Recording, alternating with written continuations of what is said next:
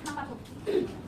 Pertama, perkenalkan nama saya adalah Armaya dan MDM 128. Perkenalkan nama saya Armaya Sada dan MDM 127. Saya Alga Putrinata dengan MDM 126. Saya adalah kepala departemen saya dengan MDM 130. Saya Amanda Siti Astuti dengan MDM 140. Saya Triya Mahari dengan MDM 140. Saya Rati Ruben dengan MDM 129. Saya Anissa dengan MDM 141. Saya Dina saya dengan MDM 142. Langsung lanjut saja di pembahasan kita tentang kali ini. Selamat pagi para peserta yang berhormat. Saya sangat senang bisa menjadi moderator dalam diskusi tentang berbisnis parfum ini. Bisnis parfum merupakan salah satu industri yang sangat menjanjikan, terutama Indonesia dengan penduduk yang besar dan meningkat, kesadaran akan pentingnya penampilan parfum terus meningkat. Namun, bisnis parfum juga memiliki tantangan yang cukup besar. Pesaing yang ketat, perubahan selera konsumen, dan regulasi yang ketat merupakan beberapa contoh tantangan yang dihadapi oleh pelaku bisnis parfum. Oleh karena itu, dalam diskusi hari ini kita akan membahas tentang strategi dan tips yang efektif untuk menangkan persaingan di bisnis parfum. Kita juga akan membahas tentang bagaimana membangun merek yang kuat dan meningkatkan penjualan. Kami telah mengundang beberapa narasumber yang berpengalaman dengan berbisnis parfum untuk berbagi pengalaman dan pengetahuan mereka. Mereka akan membahas tentang berbagai aspek bisnis parfum, mulai dari pemasaran. Silahkan narasumber pertama kita untuk memulai presentasinya. Baik, sebelumnya saya membahas Balita pertama. Di sini saya akan membahas tentang perencanaan bisnis dan parfum. Selamat datang di seminar perencanaan bisnis dan parfum. Bisnis parfum memiliki peluang besar, tetapi membutuhkan perencanaan yang matang. Dalam seminar ini, kita akan membahas bagaimana melalui dan mengembangkan bisnis parfum dengan strategi yang tepat. Memahami tren pasar dan target konsumen adalah langkah awal yang penting. Parfum bukan sekedar aroma, tetapi juga bagian dari gaya hidup, sehingga branding dan kemasan harus menarik. Produksi pun harus berhati-hati pada bahan baku serta standar dan bisnis agar produk dapat pasaran dengan aman. Untuk kemasannya, strategi digital seperti media sosial dan marketplace bisa membantu menjangkau lebih banyak pelanggan. Kolaborasi dengan influencer atau toko retail juga bisa menjadi pilihan. Dengan rencana yang tepat, bisnis parfum bisa berkembang dan sukses. Terima kasih. Baik, terima kasih untuk narasumber pertama kita. Selanjutnya kita akan ke narasumber kedua. Kami persilakan. Saya akan dari narasumber kedua. Pemilihan nama parfum untuk bisnis parfum. Pemilihan nama parfum sangat penting untuk menarik pelanggan dan membangun identitas brand. Harus mencerminkan karakter parfum dan pasar. Apakah itu elegan, mewah atau modern?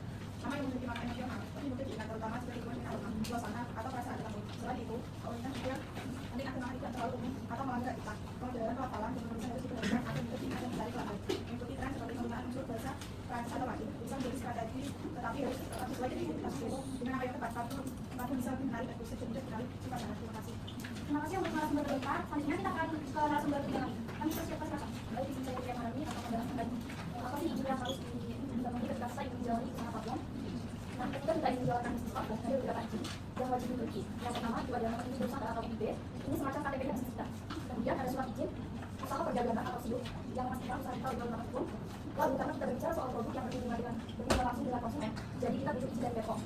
Hal ini penting untuk menjamin keamanan produk kita. Selain itu, ada juga sertifikat standar atau MM yang menunjukkan bahwa vaksin kita sudah memenuhi standar tertentu. Dan jangan lupa, kalau ingin merek kita tetap eksklusif, kita harus mendapatkan hak paten atas merek dagang. Ini supaya brand kita tidak bisa ditransformasi lagi. Terima kasih. Baik, terima kasih untuk narasumber dari kita. Selanjutnya kita akan ke narasumber keempat. Kami silakan. Saya Komisi Sekretari akan menjelaskan tentang target pasar yang harus dilakukan. Target pasar bisnis parfum meliputi berbagai kalangan, seperti generasi muda, wanita, pria, dan konsumen menengah. Generasi muda, konsumen utama adalah milenial dan Gen Z yang peduli dengan penampilan dan gaya hidup. Gen Z memiliki keunikan dan kebiasaan aroma parfum cocok dengan kebutuhan mereka. Parfum tidak hanya kebutuhan wanita, tapi juga pria. Banyak parfum yang dirancang khusus untuk pria dengan berbagai aroma yang maskulin. Terima kasih. Terima kasih untuk narasumber keempat kita. Selanjutnya kita akan ke narasumber lima. Kami persilakan. Perkenalkan, saya Amanda Siti dengan narasumber kedua itu tentang manfaat mendirikan usaha dagang parfum atau usaha dagang parfum. Yang pertama ada fleksibilitas waktu dan tempat. Usaha parfum atau usaha selain parfum memungkinkan pemiliknya bekerja dari mana saja dan dapat mengatur jadwal sesuai keinginan. Dan ini sangat cocok bagi mereka atau kita yang mencari keseimbangan antara pekerjaan dan kehidupan pribadi. Yang kedua ada potensi inovasi tinggi, yaitu usaha parfum memberikan ruang untuk kreativitas dalam menciptakan aroma baru dan dalam produk inovatif, seperti parfum organik atau kustomisasi aroma sesuai permintaan pelanggan. Dan ini membantu menjaga relevansi bisnis di pasar. Terus yang ketiga, menjadi bos sendiri, yaitu sebagai pemilik usaha, individu memiliki penuh atas strategis bisnis, produk, dan cara kerja. Kebebasan ini memungkinkan pengusaha untuk menjalankan bisnis sesuai visi dan nilai-nilai pribadi. Dan yang keempat, ada peluang pendapatan pasif.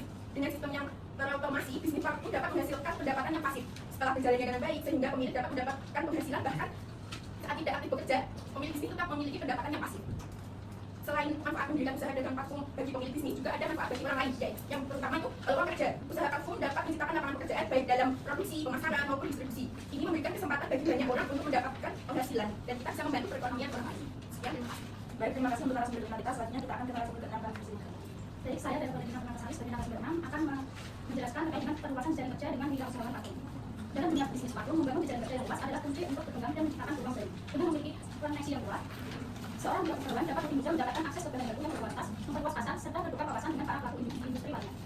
Menjalin hubungan dari dengan pemasok misalnya dapat membantu dalam memperoleh bahan baku dengan harga yang lebih kompetitif dan kualitas yang lebih terjamin. Sementara itu, bekerja sama dengan sesama usahawan parfum bisa membuka peluang kolaborasi, baik dalam inovasi, produk maupun strategi pemasaran. Selain itu, memiliki jejaring yang luas juga membantu dalam meningkatkan visibilitas bisnis, karena rekomendasi dan testimoni dari rekan bisnis maupun pelanggan bisa menjadi strategi pemasaran Dengan mengikuti seminar, pameran, atau bergabung dalam komunitas bisnis bisa menjadi langkah awal untuk bertemu dengan orang-orang yang memiliki visi yang sama. Selain itu juga, memanfaatkan media sosial secara aktif juga dapat membantu membangun hubungan dengan calon mitra bisnis maupun pelanggan. Dengan strategi yang tepat, jaringan yang luas dapat menjadi kekuatan utama dalam mengembangkan bisnis platform ke level yang lebih tinggi. Terima kasih. Baik, terima kasih untuk narasumber kita. Selanjutnya kita akan narasumber kedua. Kami persilakan.